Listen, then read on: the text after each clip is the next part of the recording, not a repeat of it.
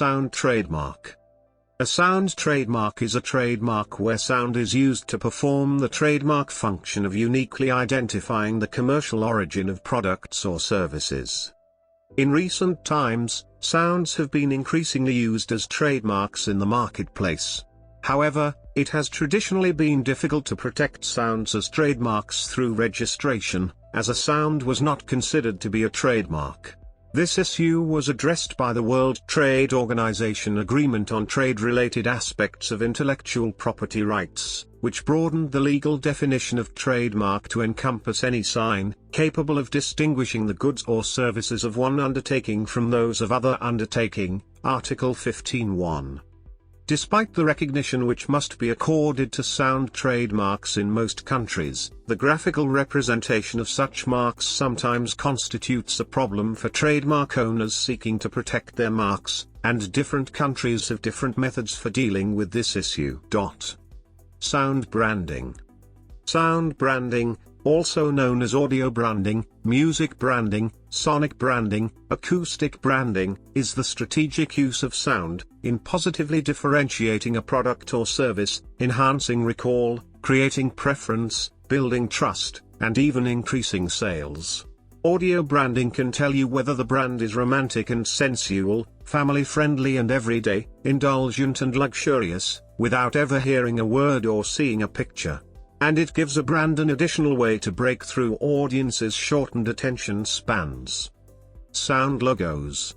The sound logo, or audio mnemonic, is one of the tools of sound branding, along with the jingle, brand music, and brand theme. A sound logo, or audio logo or sonic logo, is a short distinctive melody or other sequence of sound, mostly positioned at the beginning or ending of a commercial. It can be seen as the acoustic equivalent of a visual logo. Often a combination of both types of logo is used to enforce the recognition of a brand. An example is the T-Mobile logo and ringtone composed by Lance Massey, the Intel logo composed by Walter Wetzower, or the Michelin logo composed by CCM Sun.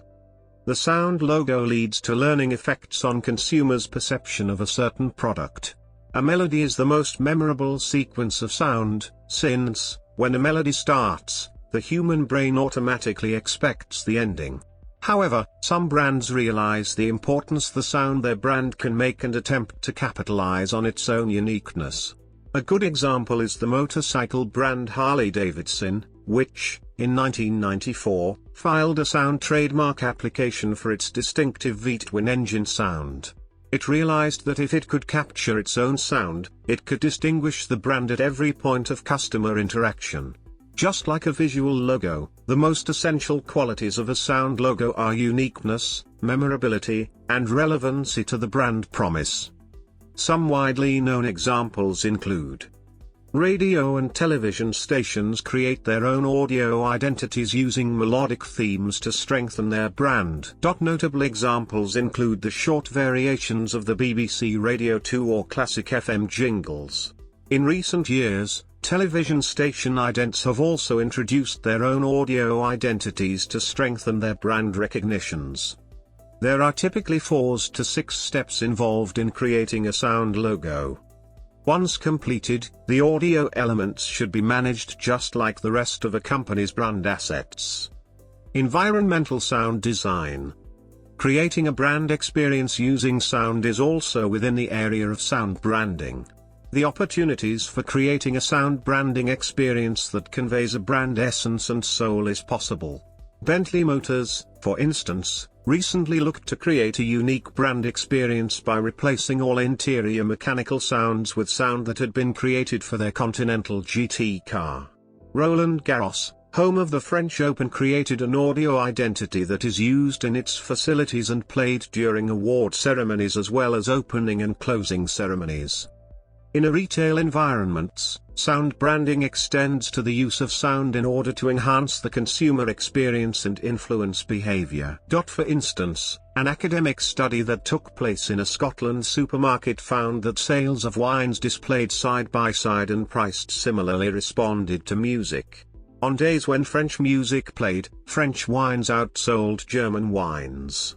German wines, however, outsold French ones on days when typical German music was playing. British department store chain Selfridges is one of the notable brands to have enjoyed success with this approach, creating distinct consumer zones within its stores, which change visually and sonically so customers know they have passed into a new department. These zones are often tailored to suit a particular product, customer profile, season or even times of the day and week. The Swedish mall, Emporia, has also found success using soundscapes to help guide customers. Unibail Rodamco upscale malls have an audio identity that is adapted to their parking lots, entryways, walkways, even chairs and plant walls and extends into their advertising. Branding sound technology and devices. Sound design for mobile phones, ATMs, laptop computers, PDAs, and countless other devices can improve the user experience by making tasks easier and more enjoyable. These sounds can also reveal something about the company that created the experience, and, in the case of personalized ringtones, something about the user themselves.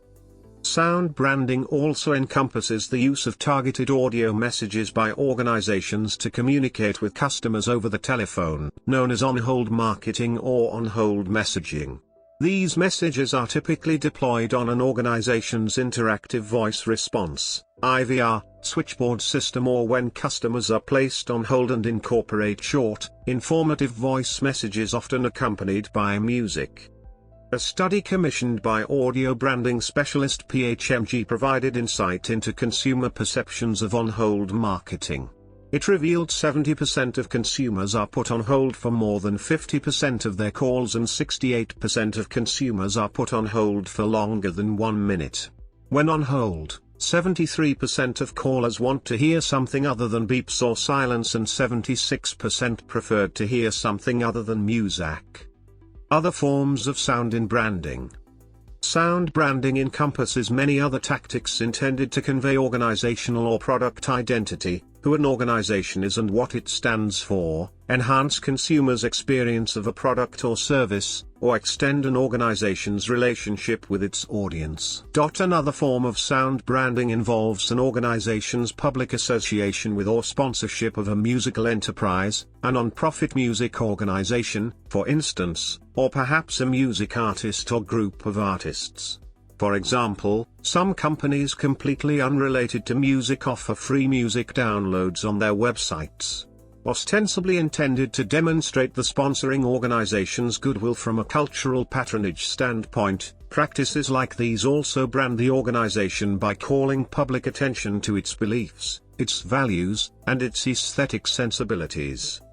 It's arguable that sound branding is now using subliminal brand placement in pop song lyrics to echo a corporate slogan, a company's unique selling point or brand values, rather than the old-fashioned mentioning of brands, products directly.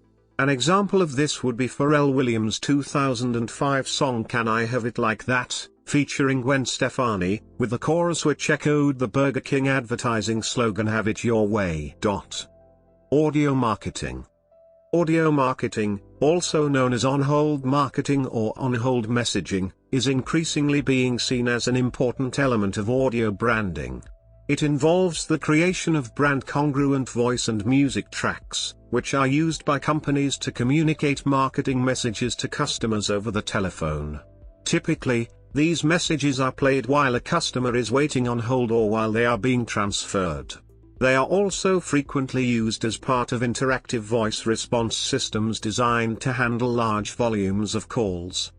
Different attributes of voice and music, including tempo, tone, pitch and volume, are all taken into account in order to create messaging that reinforce the values conveyed through a company's visual branding. Changes in consumer perceptions towards audio marketing have played a large part in its adoption.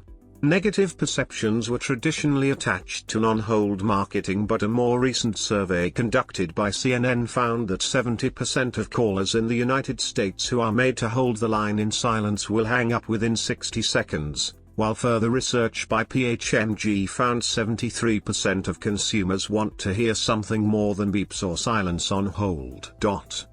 Registration of sound marks in different jurisdictions. Australia. Graphic representation. In Australia, sound trademarks are generally acceptable if they can be represented by musical notation. According to the Australian Trademarks Office, an application for a sound trademark which cannot be graphically represented with musical notation must include the following requirements. Other requirements are set out in the Trademarks Office Manual of Practice and Procedure issued by IP Australia. European Union. In the European Union, Article 4 of Council Regulation, EC, number 40-94 of the 20th of December 1993, signs of which a community trademark may consist, relevantly states that any seat may consist of any signs capable of being represented graphically, provided that such signs are capable of distinguishing the goods or services of one undertaking from those of other undertakings. In Shield Mark BV vs. Justgist, Case C-28301, the ECH basically repeats the criteria from Siekmann v. German Patent Office, Case C-27300, that graphical representation, preferably means by images, lines or characters, and that the representation must be clear, precise, self-contained, easily accessible, intelligible, durable and objective. This definition generally encompasses sound marks, and therefore an applicant for a seat may use musical notation to graphically represent their trademark. A piece of music, a tune, or a ringtone on a telephone can be easily registered as a trademark, provided, of course, that it meets the community trademark tests for registrability and distinctiveness. While tunes are capable of registration, before 2005 noises were not. The sound of a dog barking or the crash of surf cannot be recorded in musical notation, and sonograms were not accepted by the OHIM trademark registry. A change in legislation occurred in 2005 so that now the office accepts sonograms as a graphical representation of a trademark if they are accompanied by an MP3 sound file when filing a trademark electronically. United States. In the United States, the test for whether a sound can serve as a trademark depends on oral perception of the listener, which may be as fleeting as the sound itself unless, of course, the sound is so inherently different or distinctive that it attaches to the subliminal mind of the listener to be awakened when heard and to be associated with the source or event with which it struck. This was the fairly strict test applied by the U.S. Trademark Trial and Appeal Board in the case of General Electric Broadcasting Company, 199 USPQ 560, in relation to the time toll of a ship's bell clock. More famously, Harley-Davidson attempted to register as a trademark the distinctive chug of a Harley-Davidson motorcycle engine. On February 1, 1994, the company filed its application with the following description: the mark consists of the exhaust sound of applicants' motorcycles, produced by V-twin, common crankpin motorcycle engines when the goods are in use. 9 of Harley-Davidson's competitors filed oppositions against the application, arguing that cruiser-style motorcycles of various brands use the same crankpin V-twin engine which produces the same sound. After 6 years of litigation, with no end in sight, in early 2000, Harley-Davidson withdrew their application. Other companies have been more successful in registering their distinctive sounds: Engman their Lions Roar, the NBC Chimes, famous basketball team the Harlem Globetrotters and their theme song Sweet Georgia Brown, Intel and the 3-second chord sequence used with the Pentium processor, THX and its deep note, Federal Signal Corporation and the sound of their Q2B fire truck siren, AT&T and the spoken letters AT&T accompanied by music, RKO with a combined moving image and sound mark depicting the RKO Pictures radio tower transmitting a Morse code-like signal, and 20th Century Fox with the very famous fanfare composed by Alfred Newman. Notes